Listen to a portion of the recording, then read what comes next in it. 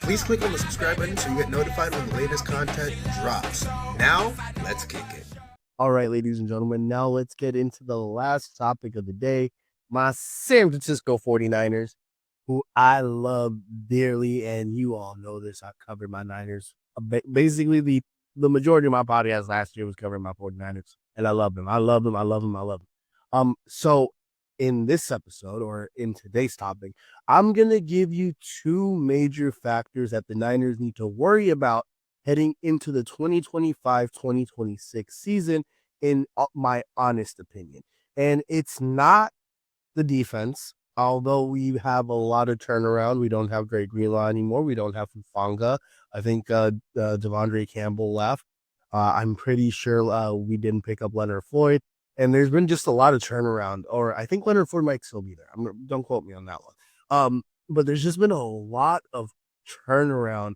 And the reason why I'm not really worried about the defense is because we still got Nick Bosa, still got Fred Warner, got Diamador Lenore. We have Jair Brown and Malik Mustafa, who both are, in my honest opinion, coming into their own, into their prime at safety, which is why we moved off Hufanga, who was not able to stay healthy in the last 3 consecutive seasons, or in basically his entire career with the 49ers. When he was healthy, he was fire. I loved him when he played. But the majority of the time, he's been on the bench because he hasn't been able to be healthy in the big games where we've needed him the most. And that is why I have a lot of trust in Jair Brown and Malik Mustafa. And because of that, I'm not worried about the defense. We also got Robert Saleh back calling the defensive plays. And I love Robert Saleh. We just gave him Bryce Huff. And I think Bryce Huff pairing him up with Robert Saleh and putting him in our defensive scheme, it's going to be a beautiful, beautiful, beautiful master class, top tier, top 10, if not top 5 defense in the league this year. And you can put money down on that. So I'm not worried about the defense. What I am worried about is the offensive line. Not the offense. We got CMC back. I believe in Isaac Guerendo. We also just drafted a rookie. I forgot his name. I'll probably do a deep dive on the rookies at some point before the season starts. But in all honesty, we have Isaac Guerendo. We have CMC who, please, we get a 60-40, 50-50 workload, 55-45 workload between CMC and Guerendo, because I think Guerendo has the same traits CMC has. He can run, he can catch, and we saw hints of his similarities to CMC last year during the season when he caught, I think it was like a 60-yard touchdown pass by Brock, and it was great. Offensively, we also got wide receivers. I know we lost Debo. It sucks. I love Debo, leader in the locker room. But we have Brandon Ayuk, who's going to come back at some point this season. Whether it be week 1 or week 5, I don't think it'll be past week 5, but we're going to get Brandon Ayuk back. Then we have Juwan Jennings on the roster, who had at moments shown that he could be that guy. And right now, it looks like he's going to either be the number 1 or number 2 option.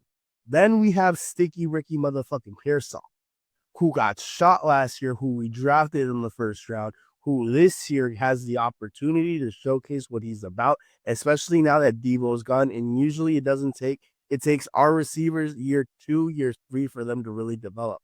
We also have Jacob Cowling, who we drafted last year, who I think has the potential to be one of the best receivers in the 49ers, similar to how Juwan Jennings got drafted and developed. I think the same thing can be said for Jacob Cowling, who has played a lot of football and was a top 10 wide receiver in college in basically all stats. And I challenge you to go check it out. I know he's not the tallest player, but he's a slot guy, and we need a slot guy. I think Trent Taylor's back too, if I'm not mistaken. So we have offensive weapons. I'm not worried about the quarterback either. We signed Brock to a long-term deal. We still have George Kittle. Maybe it's time to start looking into an heir apparent to George because he is getting older. But I still have faith in George Kittle as long as we limit the amount of touches he gets and we see how to use him similar to how the Chiefs use Travis Kelce. We need to find a successor to him. What we always need to worry about though is our offensive line. Scully left for the Kansas City Chiefs. We have Trent. He was the backup to Trent Williams. Trent Williams, he's coming off basically a devastating season last year where he got injured, where he lost a child. It was the season from hell last year for Trent, and it was a tough season. And he's coming back from that. Where will he be mentally? Where will he be physically? I hope he's ready and prepared when the season comes. And he's still Trent Williams. He's still probably the best or a top 5 offensive lineman in the league. We also signed this offseason DJ Humphries, who was a former number 1 overall pick for the Arizona Cardinals, former captain over there, about the same age as Trent Williams. Now, I don't know if he'll make the roster, but that experience, that pedigree, being one of the best at his position for the amount of time that he was. I'm not saying we need him to be that same guy, but if we can get at least 70 to 80% of that production from him with us, if Trent isn't available, that is going to be fucking phenomenal. I still think we should move Dominic Pooney to right tackle, because I don't think we have a solid right tackle in McKivitz. I really don't like fucking McKivitz. I don't know if he's still on the roster. We might have just fucking let him go. But our offensive line, it's still something that we're trying to figure out, right? I think Dominic Pooney has been a tremendous addition, Hall of Fame. I wouldn't be surprised if he ends up at left tackle eventually when Trent retires, because we will need somebody to protect Brocking. Dominic Pooney in college was a tackle, and I think he has a skill set that we need for him to be successful there. So as long as our offensive line is what I'm worried about, right? Our offensive line, as long as we can maintain Brock standing up, as long as we can keep Brock healthy, and then as long as we can also open up the run lanes for CMC, protect them as much as we can, we should be fine. We should be fine. And I think if our offensive line isn't good, then we're not going to be good. And every great quarterback in the league, I don't care. They have a solid offensive line that gives them time to pass, that allows them to see the pocket clearly, and protects their quarterback. Gives them about 3.5 seconds to run. Now, I get it. Sometimes you have to have a fast release, but we got to make sure we can keep our quarterback. We got to make sure we can keep Brock standing up tall, standing up healthy, and mitigate as much of the damage and as much of the force that CMC is going to be taking this year as the bell cow back for the 49ers, right?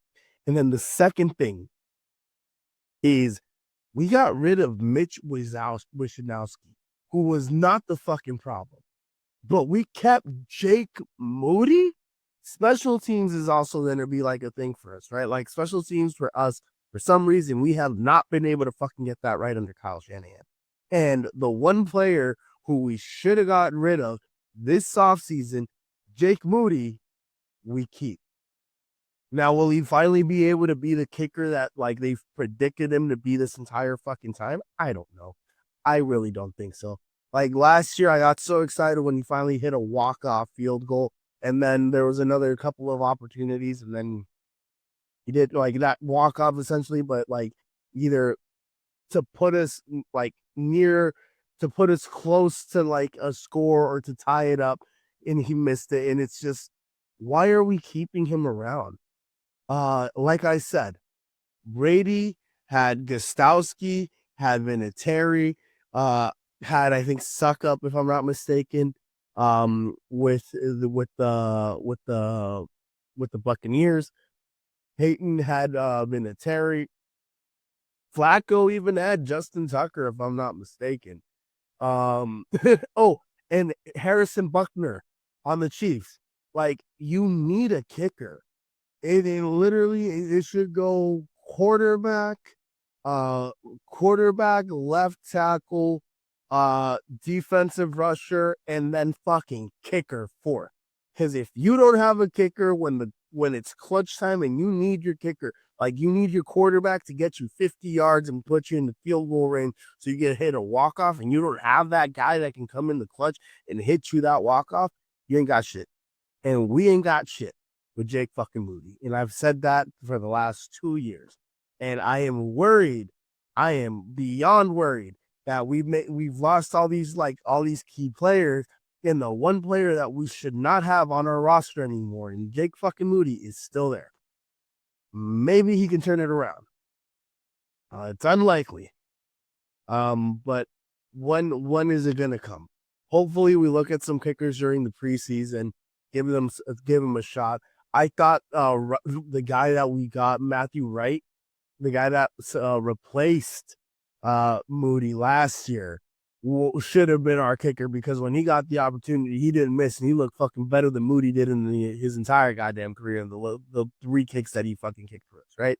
Then he got hurt. But that's where I'm at. Our offensive line, keeping Brock Purdy upright, and our special teams, specifically Jake Moody, are going to be the 2 determining factors that determine how well our season goes. I think the ceiling for us is undoubtedly a Super Bowl. If we can remain healthy, and Brock I trust, I think our ceiling is a Super Bowl, and I think our minimum or our floor is the NFC Championship game, because that is the tradition for the San Francisco 49ers. Usually after they make the Super Bowl, and if they win or lose or whatever, they miss the playoffs the next year, and then they come back the following year and make the NFC Championship game. And that's what I think is going to happen this upcoming season with my San Francisco 49ers, because I think the defense is going to be solid. We have the offensive weapons. There hasn't been a lot of drama. And if our offensive line can find that chemistry that it needs, so we can open up the run lanes and we can protect Brock, we're going to be fine there. And if our fucking kicker can hit game-winning field goals when it matters, we should be fine. It'd be fine. Now, with all that being said, ladies and gentlemen, we have arrived to the end of this episode. Guys, thank you for watching the latest episode of Unwin from the End Zone. If you haven't already, please subscribe to the channel, hit the like button, leave me a comment so I know if you agree or disagree with my takes. Always remember, desire is power. If you desire to be great, you have the power to be great. Thank you for watching the latest episode of Unwin from the End Zone. I'll see you next time. Guys, have you heard? Nelson, tell the people. Shady Mob Productions is an official affiliate of HBO Max. Click on the link in the description and sign up so you can watch hit series like Hard Knocks, Game of Thrones, and House of Dragons. Also, don't forget to hit the subscribe button so you can be notified when the latest content drops.